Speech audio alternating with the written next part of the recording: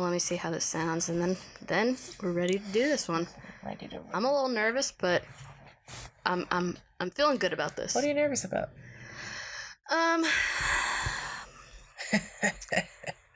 nervous about the truth. Ahoy, mateys! And welcome to this week's episode of Two Girls in the Dark. I'm your host, Rachel Petzinger. And your other host, Pooja Kaluri. Today we're going to be going over the strange and baffling disappearance of Shelly Miscavige.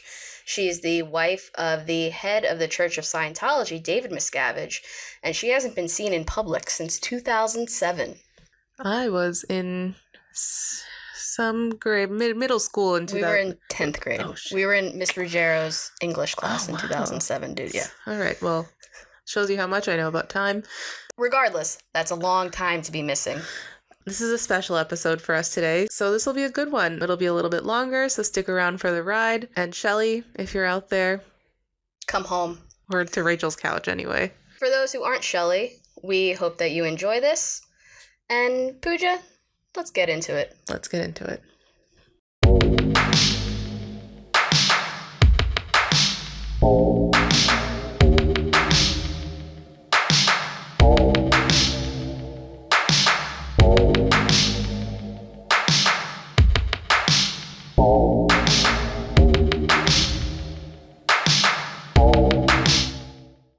Michelle Shelly Diane Miscavige is, or perhaps was, the wife of the head of the Church of Scientology, David Miscavige.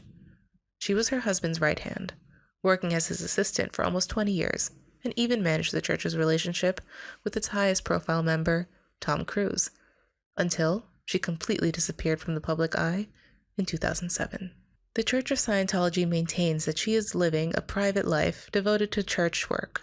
However, because of the circumstances involving her disappearance, as well as the church's known secrecy and abusive policies, many fear she is being held prisoner by the church under her husband's orders. But, in order to fully grasp the circumstances around Shelly's disappearance, we need to understand a little bit about the Church of Scientology.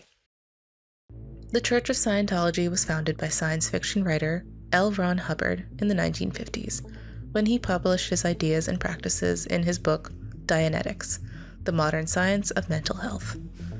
Scientologists believe that we are immortal spiritual beings called thetans, that we're trapped in human bodies, and we have lived many past lives. They believe that the human mind is divided into the analytical mind, which are rational thoughts, and the reactive mind, holding on to trauma and negative experiences. Through a process called auditing, Scientologists use a device known as an e-meter that helps people recall and process past traumas. These sessions help remove negative engrams from their mind. One becomes clear by removing negative memories, specifically stored in the reactive mind. Once clear, a Scientologist is said to be free from irrational fears, sickness, anxieties, unwanted patterns or emotions, which allows one to function at their full intellectual and spiritual potential. The process to become clear and to progress through operating thetan, or OT levels, is quite expensive.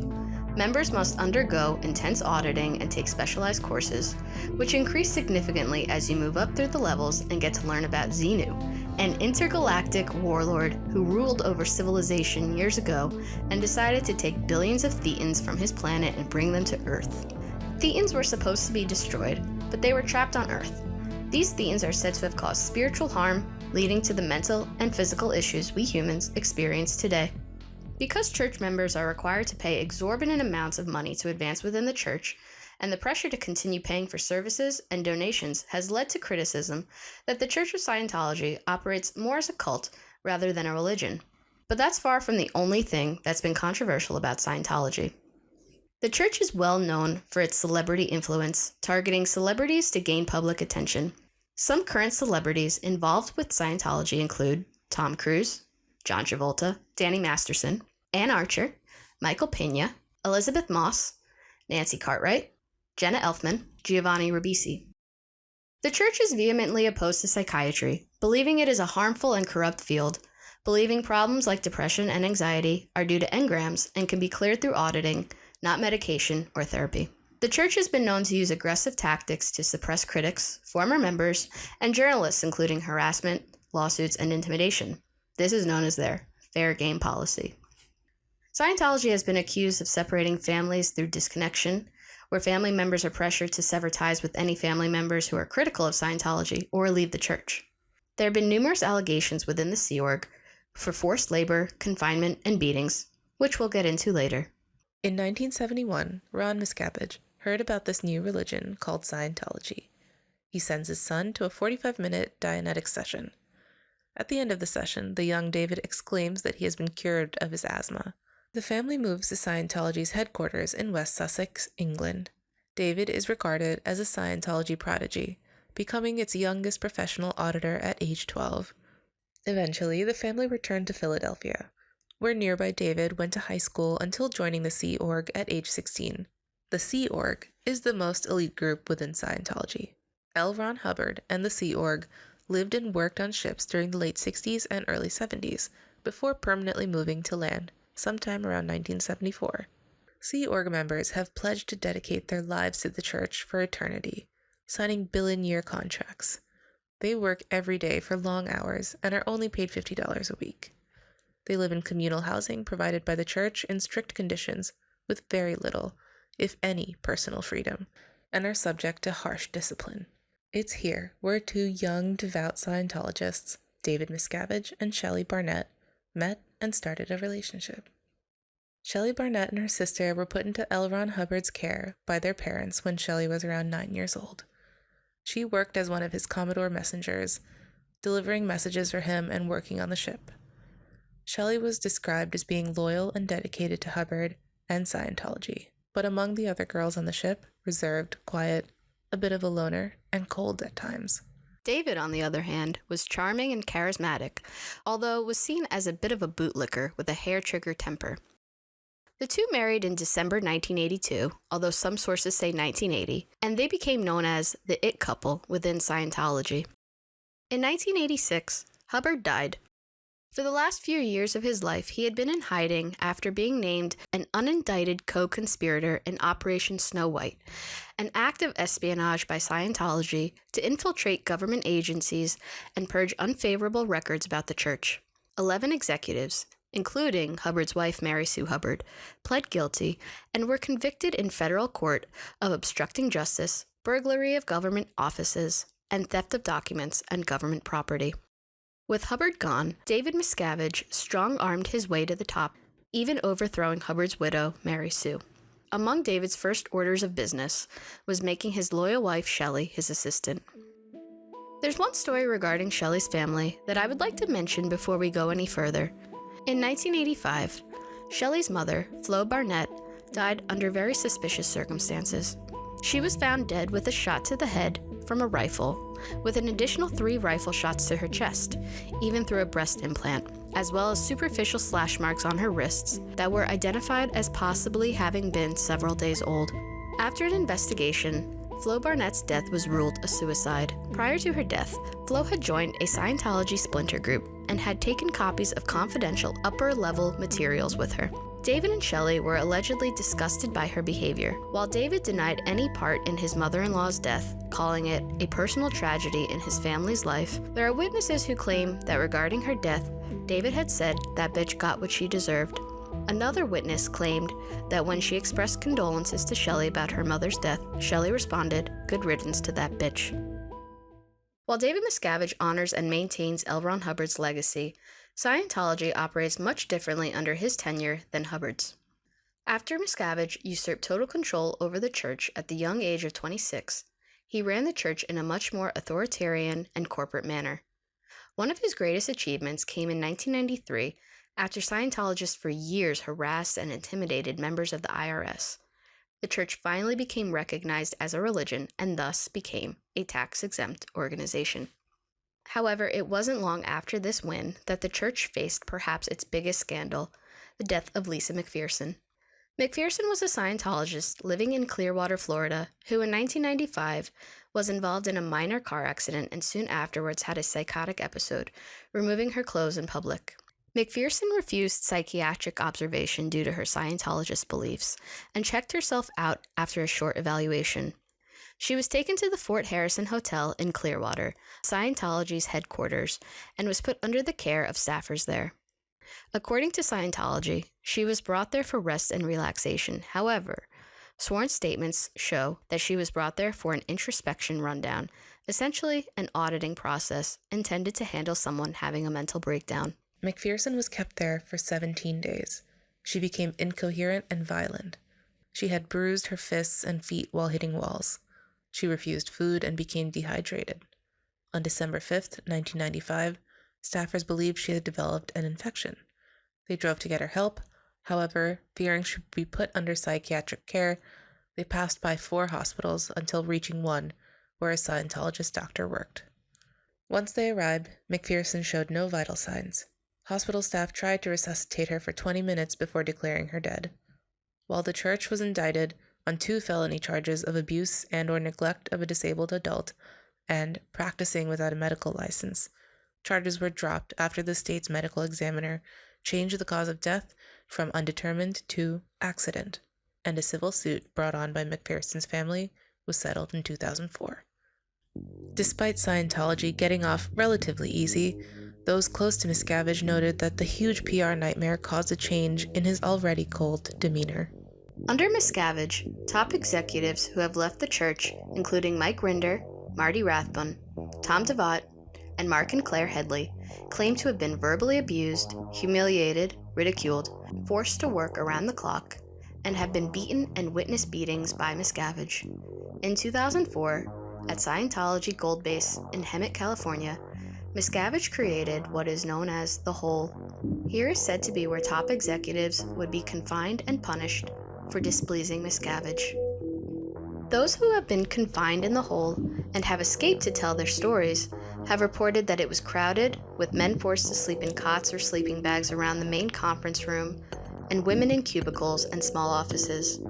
They were heavily guarded, allowed only 15 minutes to eat, and served slop, bits of meat, soupy leftovers that were barely edible. The building was said to be infested with ants, and the electricity was often turned off, making the temperature reach extreme heat. Executives were also forced to practice confessions, where they would confess any supposed transgressions against Miscavige, negative thoughts that they had about Scientology, and disclose their sexual fantasies. Often these interrogations included dozens of people screaming at one person to get them to confess, resulting often in physical violence to get a confession out of someone. As Miscavige rose to power and became more bitter, a lot of people claim that Shelly began to emulate her husband, including being prone to outbursts. But those who knew her knew she was doing her husband's bidding, and underneath it all was a nice person. Their niece Jenna Miscavige, who left the church in 2005, recalls that she told her a lot of things that fucked up her mind, but that she wasn't the butt-kissing zombie that a lot of others were, and that she did what she did because of her devout faith in Hubbard, not to improve her own status. In her autobiography, Jenna remembers Shelly being an almost motherly figure to her, but also recalls times her aunt would yell at her for wanting to talk to her parents or insult her mother in front of Jenna. People who work closely with the Miscaviges have said that Shelly was often the first and final line of defense between David's outbursts to the staff.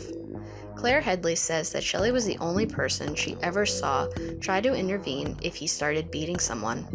When he would hit someone and go in for more, Shelly would restrain him. Headley believes that most people didn't know how much Shelly actually did to protect people from her husband's wrath. In 1987, Tom Cruise had married actress Mimi Rogers, who introduced him to Scientology. They split in 1990.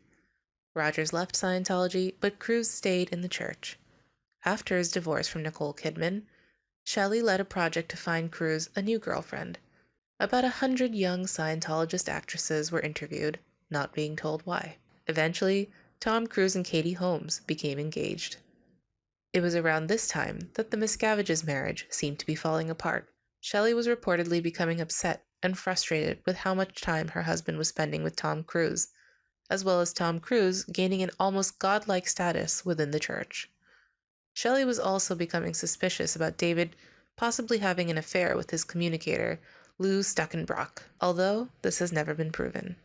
In July 2004, Scientology held a birthday party for Tom Cruise on their cruise ship, the Free Winds.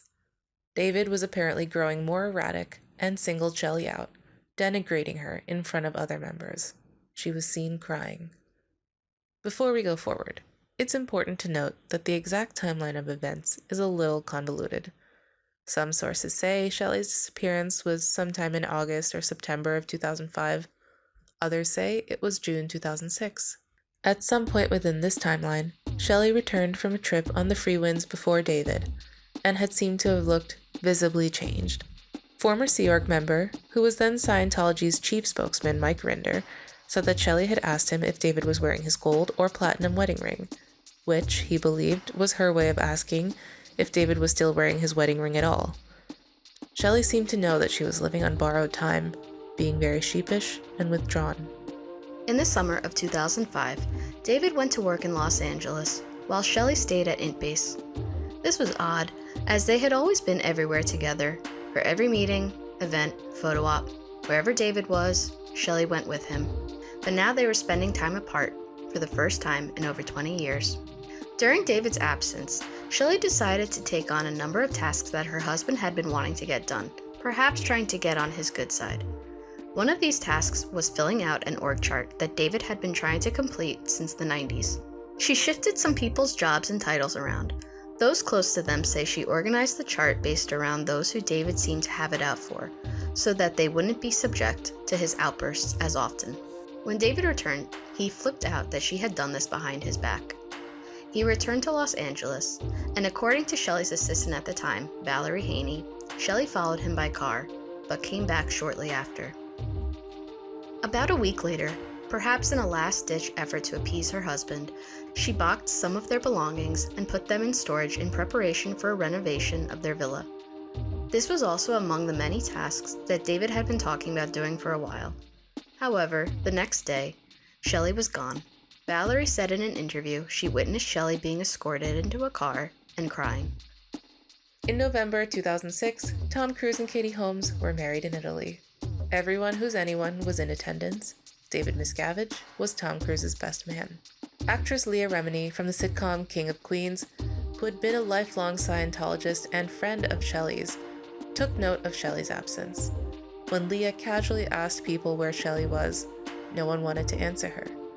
When she confronted Tommy Davis, the then spokesman of Scientology and the son of actress Ann Archer, he told her that she doesn't have the fucking rank to ask about the COB's wife. Leah filed a knowledge report where she asserted that David Miscavige, Tom Cruise, and other senior officials engaged in behavior inconsistent with church rules. She was then subjected to months of intense auditing, interrogations, and thought modification, having to pay hundreds of thousands of dollars that led her to being blackballed within the church. Fellow church parishioners who had been friends with Leah for years also wrote internal reports on her, which led to an investigation into Leah's family. For Leah, this was a major turning point. In June 2007, Shelly's father passed away. The funeral was held 2 months later in August 2007. Shelly was seen in the presence of two handlers. One of her half-sisters, who had been declared an SP, or suppressive person, was in attendance, and when she was finally able to be alone with her older sister, she asked her for advice. According to Mark Headley on the Blown for Good podcast, her sister Suzette claimed that Shelly always spoke to her as though she was above her, but this time spoke to her on a direct level. Shelly told her younger sister, "Look, I fucked up and I can't help you." Her father's funeral was the last public sighting of Shelly Miscavige. Since 2007, she has not attended any church events or been seen in public. After having been a Scientologist for 30 years, Leah officially left the church in 2013. Among her first orders of business was filing a missing persons report for Shelly. Within days, the LAPD claimed they looked into it, met and spoke with Shelly, confirmed she's not missing, and closed the investigation, stating Leah's report was unfounded and that Shelly was fine and didn't want to be contacted. A detective could not confirm if they had spoken with Shelly on her own or in the presence of a Scientology official, or if it was simply someone representing Shelly. Leah wasn't allowed any details of the interaction. Shelly's fingerprints were also taken in 2013, but were mishandled and couldn't be verified matching the same fingerprints on file with the DMV. Instead of getting a second set of fingerprints, they closed the investigation and removed her from the missing persons database, abandoning standard law enforcement procedures. Leah confirmed that the detective handling the case has been seen in pictures accepting checks from the Church of Scientology. The Church of Scientology maintains that Shelly is working on a special project and wishes to live a private life. Pooja, I'm really excited to be doing this episode, and we have a lot to cover today. That's right. Before we dive into any theories that we have, and we have quite a bit, this might be our first episode that we're recording where Pooja and I think we think different things. I think we think different things, but I think I'm right. I think I'm right too. This lady thinks she's right. I got really into this case around November 9th, 2024, as something to distract me from something going on in the world. With that being said, I don't remember like when exactly I heard about this case. I think I always knew like when Leah Remini came out of, with her documentary and everything. I only knew like the bare minimum. I knew like what the South Park episode did. I knew L. Ron Hubbard. He was a science fiction writer. But I have something kind of crazy I want to tell you. The first time I ever saw a picture of Shelly, my first thought was, oh my God, like she looks terrifying. And she reminded me of Dennis and Dee's mom on It's Always Sunny. Jesus, Frank! Jesus, Frank! And then I later learned Ann Archer, who's the actress who played her, is a Scientologist. I just didn't know that. She just learned that. And not only that, but Ann Archer's son is Tommy Davis, who was the one who told Leah Remini that she shouldn't be fucking asking questions about Shelly Miscavige. Yeah. What a crazy, isn't that a crazy coincidence? Yeah. I feel like that specific character, it's also funny because she's with Danny DeVito, who's a very short man. I just think it's funny that. I mean, I think that's the whole humor of it, of course. It's great. There's just so many people you wouldn't expect who are Scientologists, and it just gets you thinking. You hear so much bad about Scientology, but at the end of the day, you can't really discriminate against someone for their religion. There's a lot of people that you wouldn't expect who are Scientologists. Like, even like realizing Katie Holmes had to be a Scientologist to marry Tom Cruise, like that was what that was all about. Like, and a lot of people grew up with it, like Elizabeth Moss, who's on The Handmaid's Tale, which is very ironic for her to be on a show about like. And she never talks about society. That. No. I mean, I wouldn't. And then I'm like, Nicole Kidman never talks about what it was like to be, with Tom Cruise. And their kids couldn't talk to Nicole Kidman for a long time. Yeah, it's truly a very crazy organization. I feel like if I had read something that someone had written and I didn't know that about Scientology and I didn't know it was a real thing, I would say to them, you have to take some of this stuff out. Like, this is too crazy. Yeah. You would take out. Like, if someone wrote about Scientology and I knew nothing about it, like, I didn't know that it was started by a science fiction writer, and just all the crazy. It's not that far-fetched to me. I think it shares, and I'm not, and this is like maybe a dangerous thing to say, but I think it shares shades with some Eastern religions. Things like rebirth, things like, like cleansing yourself. It's taking it to a different place, Scientology, and I think has a different approach. And I'm talking about this, or trying to talk about this objectively. I think that, and it makes up words. Because it's a science fiction writer. Like, I think that L. Ron Hubbard was, what's that quote by him? You don't get rich by writing science fiction. You get rich by starting a religion. And I think that's not untrue for many people of his time. You think of science fiction writers and fantasy writers throughout the late 1900s, mid 1900s. Post-war. Yeah. Post-war things. I'm like loosely referencing Tolkien. I'm loosely referencing C.S. Lewis. I'm loosely referencing Lovecraft. Like,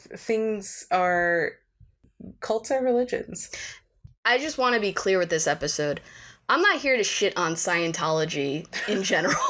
Like, I mean, some of it's, I'll be honest, like, I think some of it's interesting. I do think some of it's more interesting from a science fiction perspective and not so much a religious perspective. With that being said, I think any normal person would say they have a problem with the way that it's being run, not so much the religion itself. But if you gain something positive out of it, I mean, who am I to say that you shouldn't? Yeah, we'll get let's into talk the problems let's with talk science. about the people problems. All right, so let's get into some of the theories about Shelly, because there are a couple different theories regarding what. Yes, Pooja? I'll say this is where we agree, right? I don't know. Okay. Oh, yeah. I think it was later on that we disagreed. Yeah. Yeah, okay. All right. I'll start by this. I feel like there are many different levels to what people think has happened to Shelly based on how little or how much they know about Scientology. Mm-hmm. So I think when you first hear about this case, and this was what I first thought, you hear powerful man, missing wife, I first thought, like, she has to be dead, right? Right. I think if you take out the element of Scientology, that would be the most likely scenario.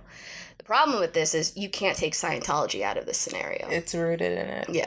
Everyone who has left the Church of Scientology seems to think that she's still alive, that she's working within the church, working within the Church of Spiritual Technology. I guess it's possible. I mean, it's been 20 years that she's been gone. I guess it's possible that maybe since then she's passed away, but I mean, I don't think they'd like post about it or anything. It'd probably be a quiet death, but like, yeah, I mean, it seems like the whole goal was for herself to disappear. Yeah. And to be out of like David's life. Right. Yeah. Yeah. And is David himself isn't really even in the public eye either at this point. He's missing, or he's not missing. He's in hiding too, which is ironically what L. Ron was doing the last 6 years of his life too. And to be honest, I think that because she disappeared in either 2005 or 2006, I'm leaning towards it being 2005, but there are some sources that say it was June 2006. So time's a little wonky here. If there hadn't been the sighting of her at her father's funeral in 2007, I think I would have been much more likely to say, yeah, maybe she's dead. But because she had been disappeared and then made an appearance again is leading me to believe it's much more likely for her to just be quietly working within the church. Yeah. But you wonder why. Yeah. I mean, I think she displeased her husband somehow. Yeah. And, for whatever reason, he had her go away. Yeah. Another theory is that she's alive and is just being held as a prisoner by Scientology, that she has handlers watching her every move. I can see this playing out. I mean, every time that she's been spotted in public, she's been seen with handlers. Uh-huh. But it's been 20 years that she's been seen in public, so I don't know if like people who are claiming to see her are actually seeing her. Also, in like every picture, this woman looks different. There's so many pictures where I'm like, I would not have picked her out. Yeah. No, she's really beautiful, but like I think Shelly, we think you're really pretty.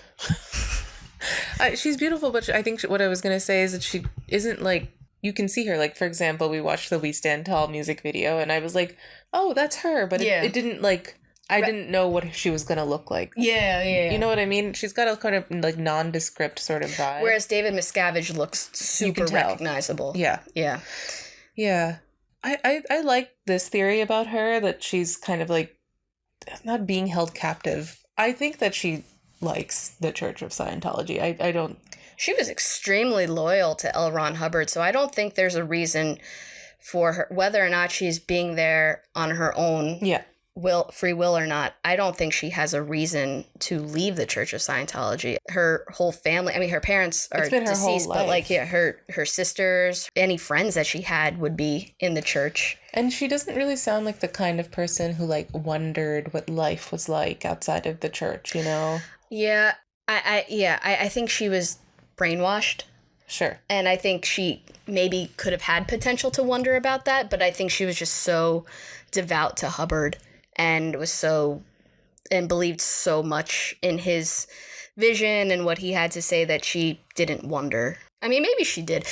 One thing that I also think is just really fascinating about the story of Shelly is that she seemed to really struggle with wanting to be a Scientologist and someone who does not have that family connection, because they all think that, you know, we've been reincarnated a billion times, right, and like family isn't, there's no value placed on family there. Kids have been, you've been an adult before, so, you know, you're just in a child's body now. Mm-hmm. But it seemed like she really struggled with wanting to, like Jenna recalls that she had motherly tendencies, mm-hmm, and that she would want a family, but then also struggled with, well, you don't really do that in Scientology. Right. I think the relationship between her and her husband at some point just became a professional relationship. But I think to her, I mean, there have been reports of her, like Tom DeVot had recalled her being so upset that his wife was like flirting with David Miscavige and like yelling at him that she was cheating and like, I think the quote was, get your wife's tits out of his face. And I don't think you would feel that way if you didn't on some level love and be attracted to your husband. I think of her as this person that just never knew anything else. Yeah. But Scientology, and then her husband became Scientology. Yeah. And I do think, and you know, this is probably illegal based on, we're like psychoanalyzing. We're already suppressive persons, yeah, I think, by making this video. So. We're psychoanalyzing them, and they don't believe in psychology. So this is wrong on all accounts. You're together since you were 16 years old. Your relationship has got to change. I'm not saying you have to have kids in order to progress things or change things or make it feel correct, but like something else has to change. And if the change is that one of you has more power over the other, I think that's got to have an effect. Yeah. He was not only her husband, but her boss, and not only her boss, but the boss of everything around her. Mm-hmm. That's got to be a huge dynamic shift. And people who have known them and worked with them closely have said at the beginning he was like, maybe he wasn't like a nice guy, but he was charming and charismatic, mm-hmm, and a different person. And I could see her falling in love with that person, and then he gets this power and just everything changes. Yeah.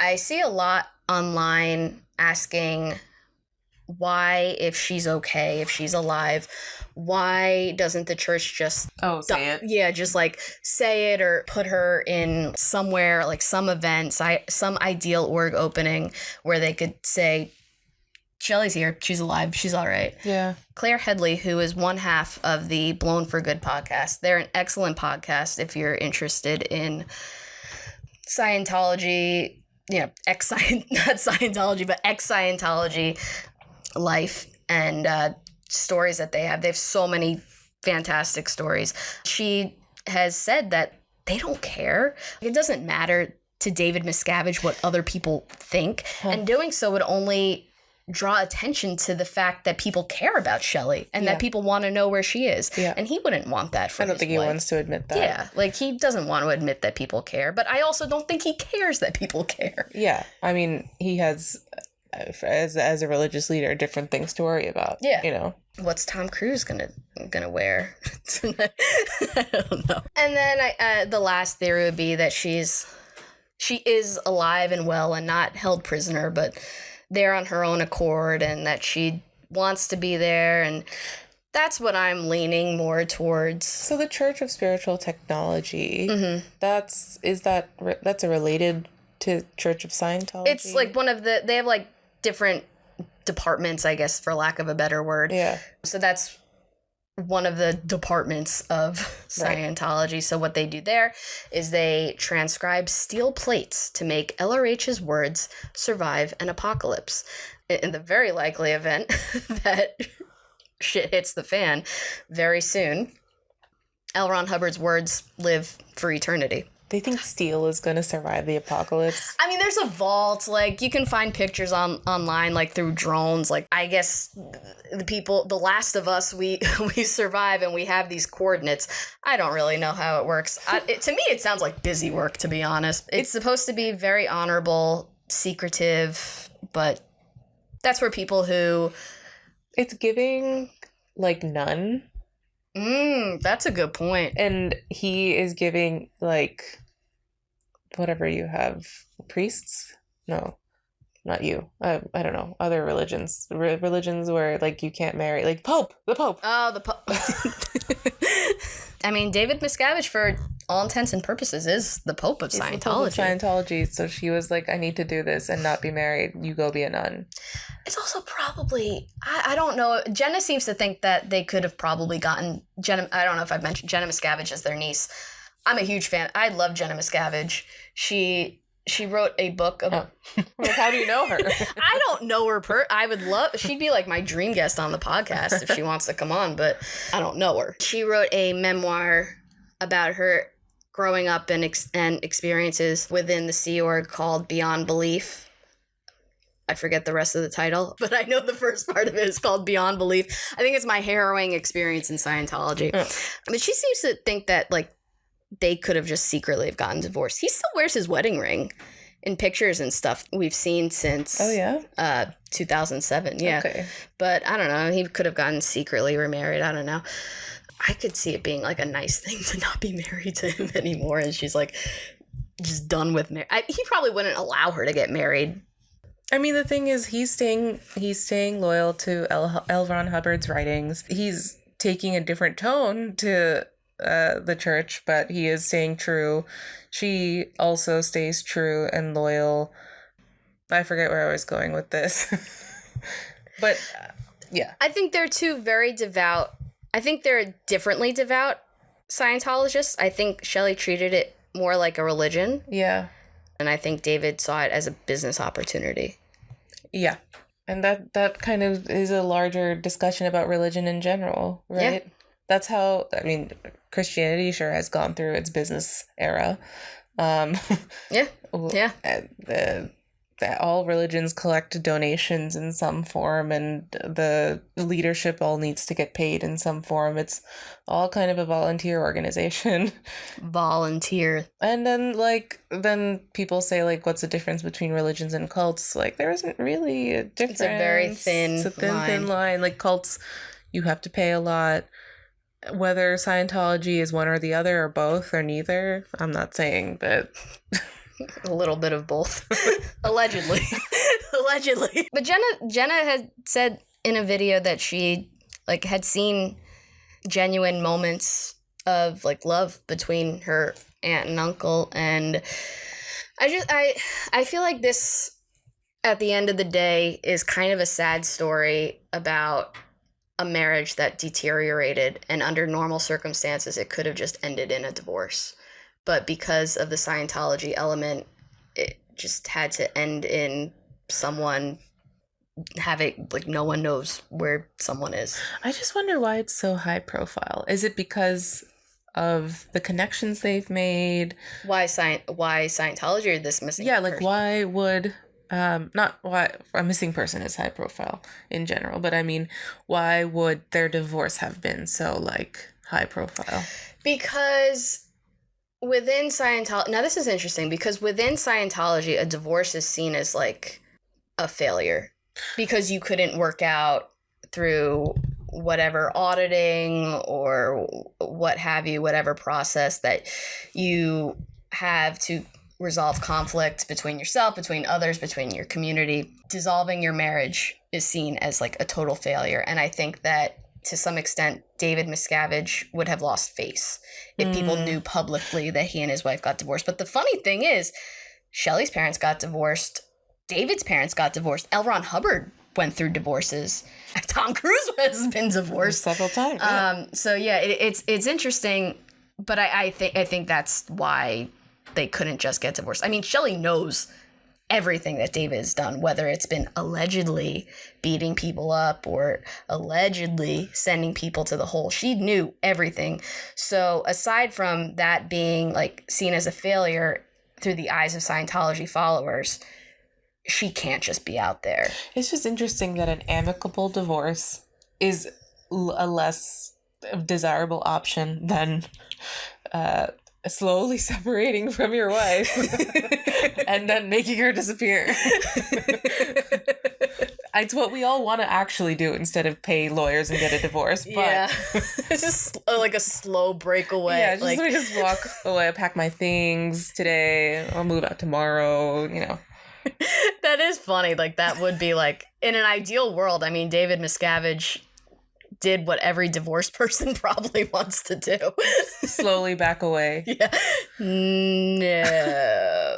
Whatever the reason is, whether or not Shelly wants to stay within Scientology or whether she's being forced to stay within Scientology as a prisoner, I think her devotion ultimately is to L. Ron Hubbard, not so much her husband. I think her husband was just the leader and the primary figure, the Pope of Scientology, and because she was loyal to L. Ron, she was loyal to him. And I wonder if, because these people believe that they are being reincarnated like billions and billions of years, I wonder if her attitude towards it right now is just, well, for the remainder of this life, I just have to live transcribing his words, but, the next life I'll be something else. Yeah. And, that's just what you got to do. And also, like, she's been described as being, like, a bit of a loner and a misfit. I mean, Shelly, you're not alone there. I could see her, like, having no reason to leave. Yeah, no reason to leave and no reason to really change her life. You know, this is all, like I keep saying, this is all she's known. She doesn't strike me as the kind of person, like, it's never done anything wrong to her. Maybe David did things that were wrong to her. And I mean, it has, but she doesn't know that. She doesn't know that. Exactly. Yeah. Let's get into the part that Pooja and I disagree on. So as we mentioned, Shelly's mom died under very suspicious circumstances. Now, I'm kind of the mindset, this is very weird. I don't want to go there. I don't want to go there. But it is interesting because Pooja and I, this was like the first time she and I actually disagreed on something. I will say Shelly's mom, Flo Barnett, died in 1985, which was a year before David Miscavige took over. Mm-hmm. That's what I'm going to say. Mm-hmm. Here's my thing. And I don't actually know if it has anything to do with David. Despite that, coincidence. I'm just wondering, who kills themselves with a rifle? Yes. Yes, you're right. I do not have any. Also, I think she was like at like 5'2" or 5'3", so that would have been like really hard to do. And also, I'm much shorter than that, but thank you. It just seems a little, I will say, I'll agree that it seems a little drastic of a measure to take just because someone has joined a splinter group. Or, Well, she took documents. I'm not saying it's not a weird way to kill yourself. I guess what I'm saying is I do think she was murdered. Okay. But I don't want to say Scientology did it. Okay. But I will say it's very weird. Yeah, and I think it's weird that you think that. I just Scientology, if you come after us, she's the one who thinks. I'm not accusing you, Scientology world. I might have to take this out. I feel like I'm sure someone has accused them before. Yeah. I'm sure that they've gone through this. It's like, who you think that the cops are gonna go after them because me, some girl in the dark, is saying that maybe they could have had. I just think that I feel bad. I'll go down with you now because you're feeling it. No, I still don't agree with you. But best friends forever. So I don't understand you, but it's fine. I just think to me it's like clear.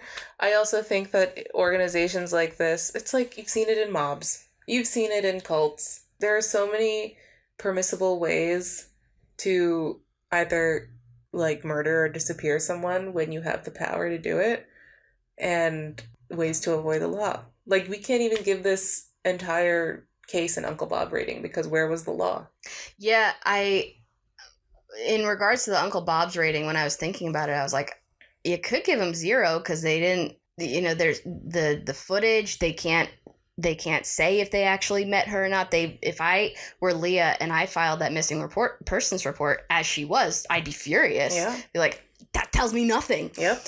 At the same time, it's like, well, maybe they did do their work, and the church is like, legally they have to say they talked to her and she's fine, and it's the church that doesn't want Shelly to be communicating with people. Yeah. But regarding her mother, I don't think it was a suicide. But with that being said, I just don't know. And I could be wrong. You might be able to harm yourself with a rifle. If they can allegedly bribe the LAPD, why wouldn't they be able to bribe a coroner's report? Yeah, they rich. But I just don't want to brand them. I don't want to brand them as more of a boogeyman if they're not. You know what I mean? Like, I don't want to say they're murderers to take away from the other evil things that they do. Does that make sense? Yeah, no. And I think it's almost like, is the whole as bad or worse as killing people?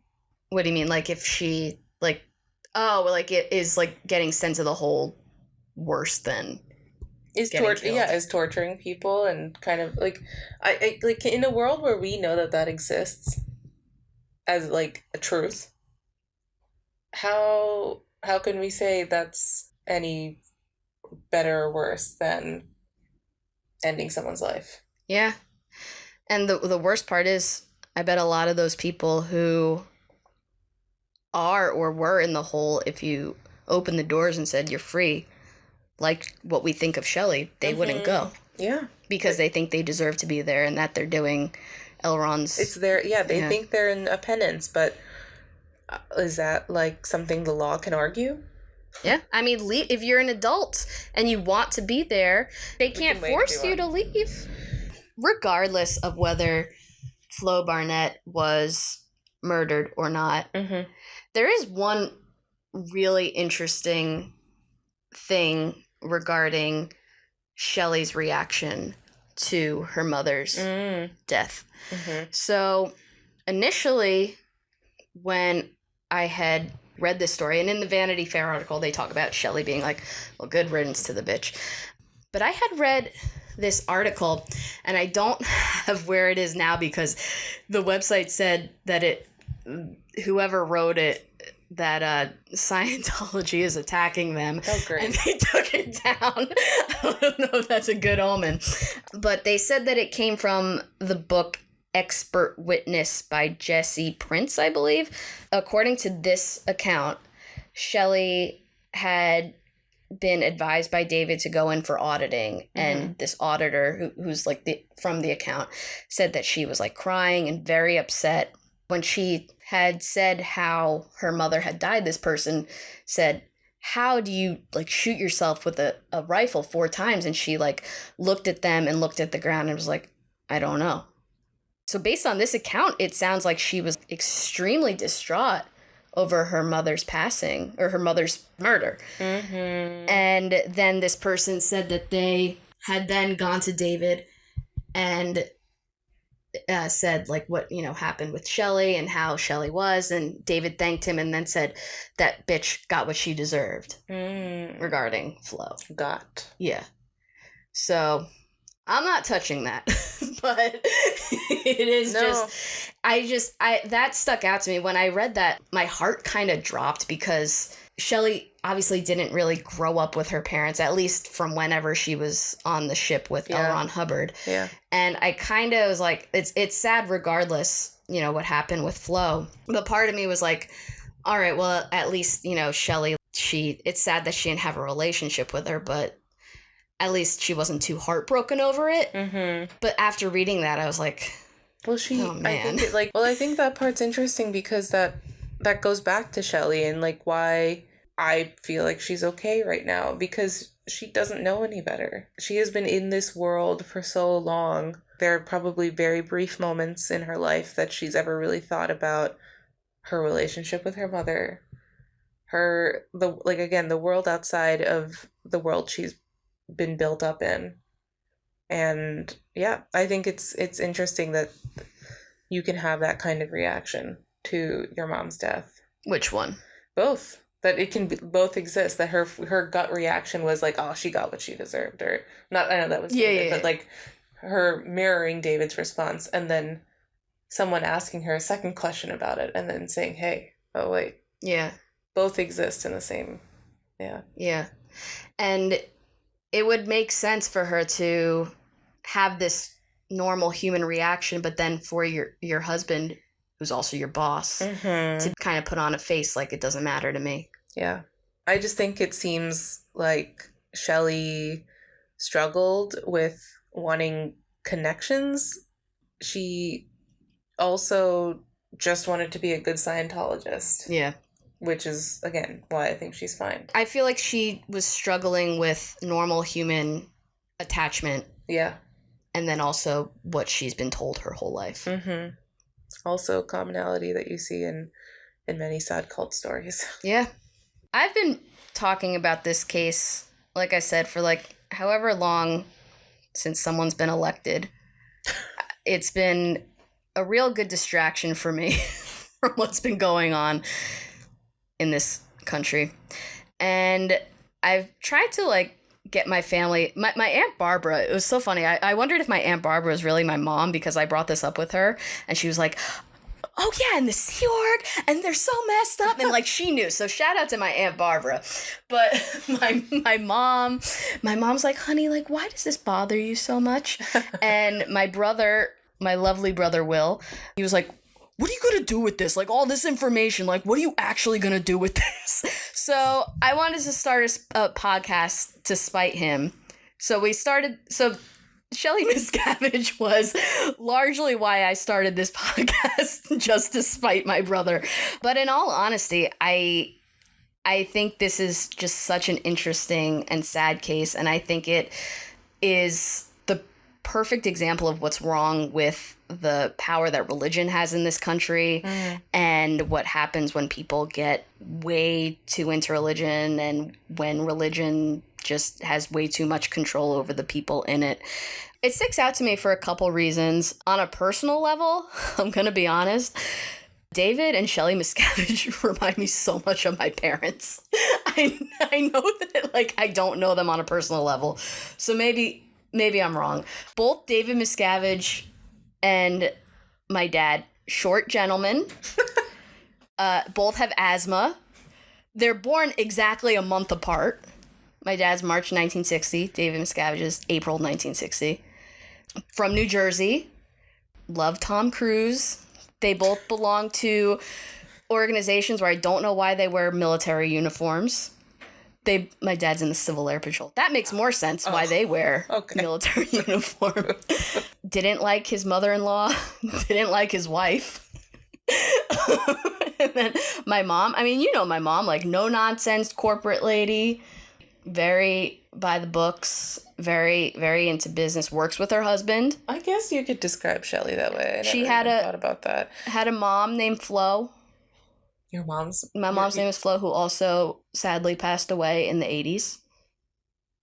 I'm telling you, they remind me of my parents. And there's one particular picture of Shelly where I swear that was like my mom when she came home from work and there'd be like a fork in the sink instead of in the dishwasher. My dad would probably want me to clarify he's never beaten anybody up, and he's also not an Eagles fan. There's a picture of Dave and Shelly at the Super Bowl, like in 1980. That's so Looks weird. Like they got the mystery machine behind them in the picture. I'll put the picture up and I'll show you. But if you saw the picture, that'd be funny.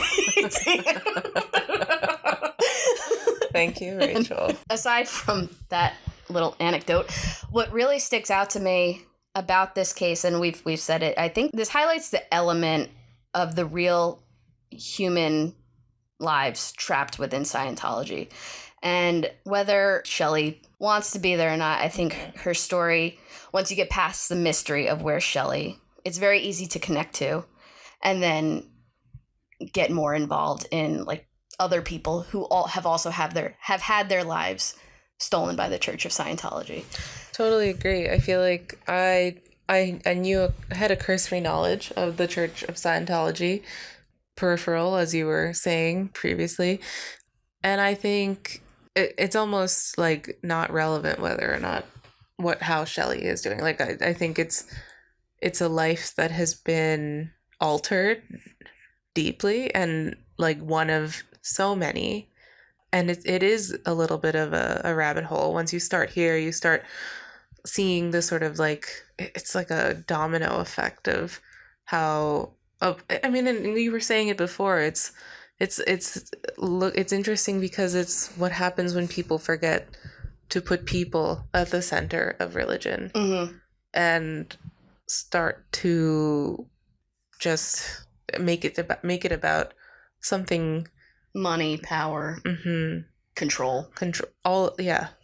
There are two stories, I think, that in addition to the story about that we learned about Shelly's reaction to her mom's death, that have just always stuck out to me in doing this, that have really just made me feel for her. One is from an article in Vanity Fair. The woman says that she saw Shelly eating by herself and asked her, like, hey, do you want to spend the day together? And they had like a free day, and they went to a restaurant. They went to a Benihana, and the waiter asked if they were sisters, and Shelly said, no, we're best friends. And I got the impression that they, like, this woman just like saw her eating alone and like was maybe like friendly with her, but not like a best friend of her. Yeah. And then another story was, why'd they go to Benihana? I think that was like a thing in the 80s. Like, didn't he get in The Wolf of Wall Street? He got like, I remember Benihana had something to do with Jordan Belfort's demise, although that was in the 90s. So I digress. Anyway, the second story was from an episode of the Blown for Good podcast with Claire Headley. She was interviewing an ex-Scientologist by the name of Amy Scobie. I'll link to it in the description. Amy had talked about her relationship with Shelly and experiences with Dave and Shelly, and one particular instance, she said Shelly invited her to sit at her table, and Amy like indicated through looking like at David Miscavige, like, no, I don't want to sit there. And Shelly had said, like, kind of laughed it off and said, like, oh, I can never have any friends, you know, something like that. I feel bad. I feel like she kind of knew that she couldn't have friends.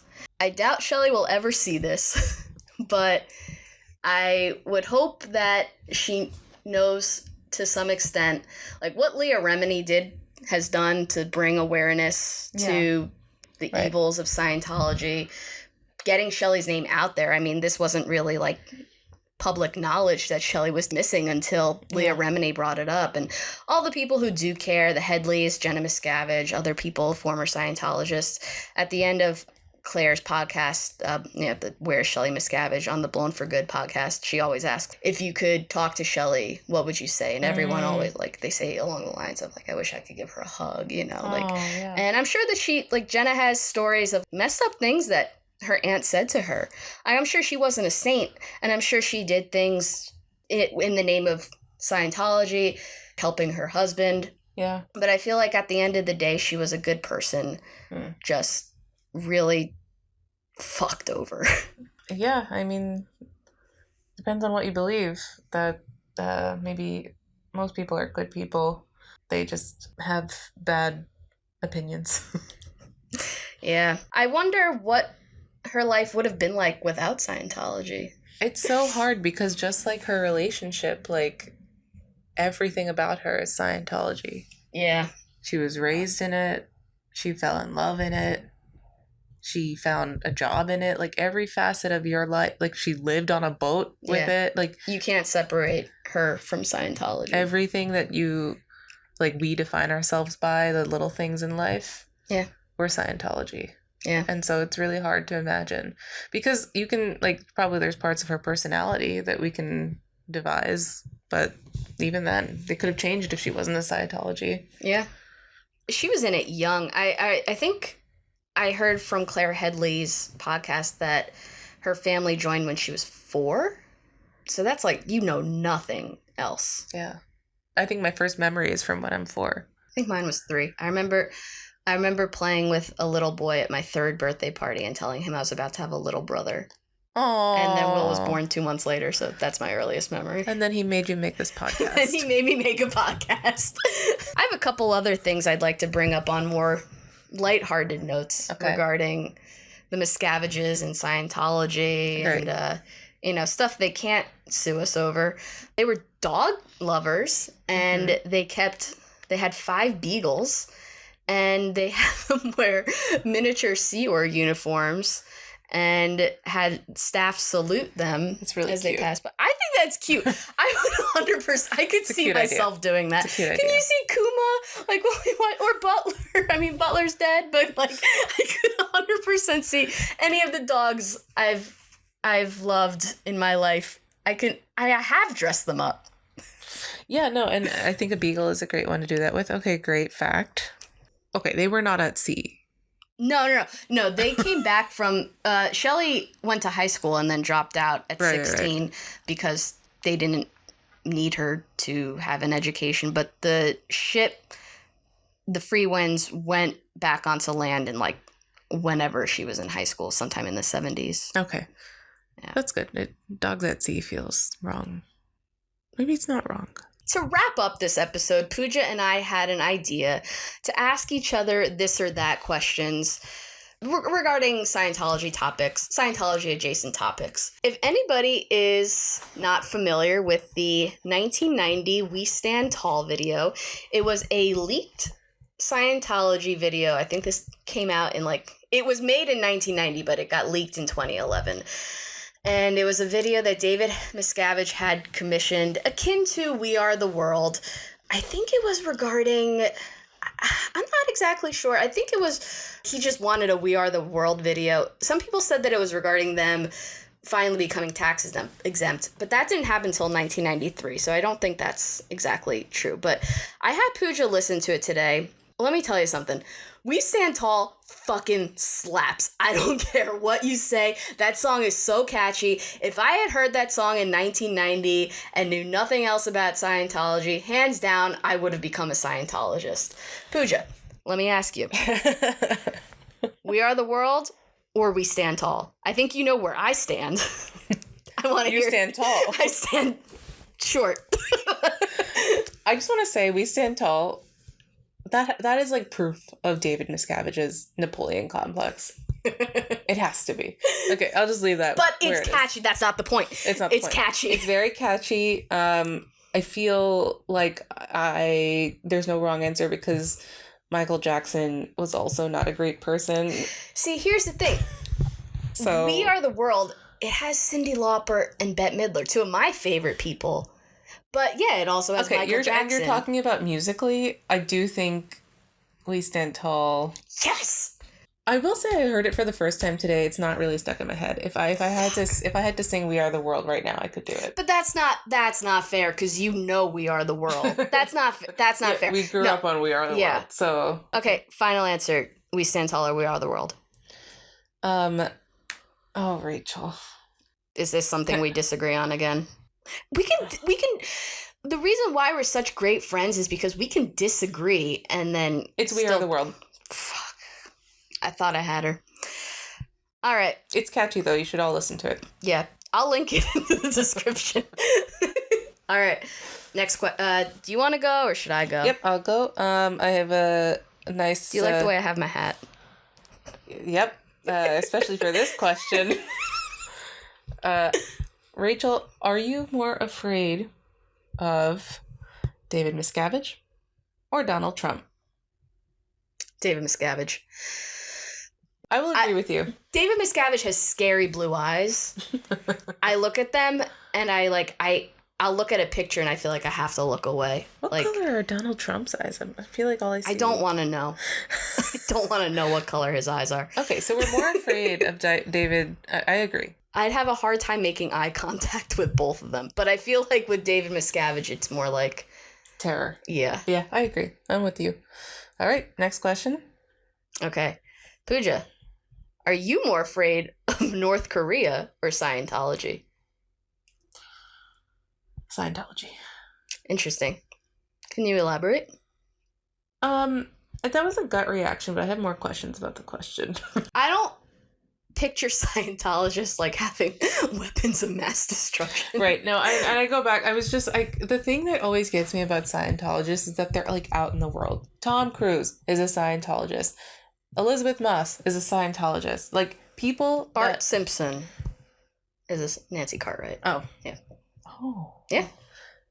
Yeah. People, they have jobs and lives and do things and like go places and are standing next to you on the subway, maybe. And I guess that's not true about North Korea. But I also feel like to some extent, as long as you aren't against them, they're not going out and attacking you. That's correct. So I feel like if you were an enemy, I would be more afraid of... But I also feel like I'd have the backing of the United States government against North Korea. I'd rather be probably in the hole than a North Korean labor camp. But that's because I feel like I'd have a better chance of escaping the hole. Because that would take a really long time to get back from North Korea to here. Yeah. I think why I probably said Scientology was because I imagined that if I ever got stuck in North Korea, that I would like assimilate and just live under fascism for the rest of my life. You think you would assimilate with the North Koreans? I don't know what else to do.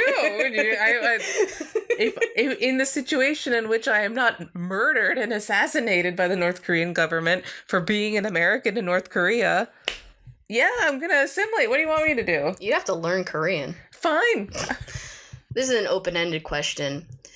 And I've looked, guys, and I've found some videos of Shelly, but she wasn't a public figure, so there's no record of her voice anywhere.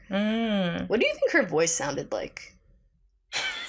I get the impression, and I'm kind of saying this because as I've been editing this podcast, I'm very aware of how much I say and like, and I get the impression she never said I feel like she's got a lighter voice. I don't see her as someone with like a deep voice. Hello, David. Hi, honey. That's horrible. Yeah, no, I could see that. I could see her being like soft-spoken. Soft, but you know, sure of what she's saying. Soft spoken, but like direct. Yeah, I could see that. But maybe also, I feel like there's probably like a warmth to her voice, like because I feel like her like she's so eager to be friendly. Yeah, and like I don't know, I'm getting like original Manic Pixie Dream Girl from her, just like a little floaty. Yeah, now that you say that, I could kind of see that. Soft, like dreamy. Yeah, but not like soothing. Lost. Yeah. I bet that's what her voice sounded like. We'll never know, really. I hope we do. If Shelly's out there, I mean, I took an edible once. I was laying on this couch. I got so sad that I'm never gonna meet her. And I was like... Get a better hobby, Rachel. I was staring at a picture of her, and I was like, where are you, girl? Like, Mike was just sitting over there. Mike was here? Mike was there, and I was just like, where are you, girl? But in all seriousness, if you're a Scientologist and you think it's done wonders for your life and made a positive impact, who are we to say anything? Good for you.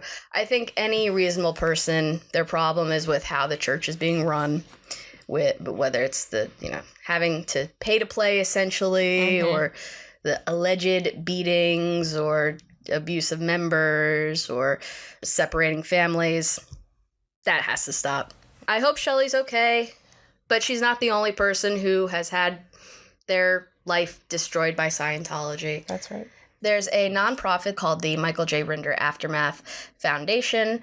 Their goal is to help individuals who have left Scientology or the Sea Org, who don't have resources or a strong support system, and give them those tools and the means to reintegrate into the outside world. I'll link to them in the description. Check them out if you'd like to learn more or make a donation. But yeah, I think that's going to be it for this episode. Yeah. Really enjoyed doing this one. I am interested in, I guess, like, depending on how this one goes, or I guess, like, where our interest lies, doing more around the theme of Scientology. Totally. Like, I'd love to do an episode on Lisa McPherson, or even Shelly's mom. If you guys have any ideas, or if you think we should stay away from this topic in general, Shelly, if you're out there, we hope you're okay. And, stay strong, girl. Yeah. Well, that's going to do it for today's episode. I'm going to make Pooja sign a 1 billion-year contract to stick with this podcast, because we have so many great ideas and I don't want to lose her. So this is becoming a cult. Thank you so much for watching. We really appreciate it, truly. We love getting feedback, and we love to hear if there are any cases that you would like us to cover. We're definitely open to suggestions. Please reach out to either us or twogirlsinthedarkpodcast@gmail.com. If there are any mysteries you like or have, let us know. We'll get into it. But until then, see you next time in the dark. Thanks for watching.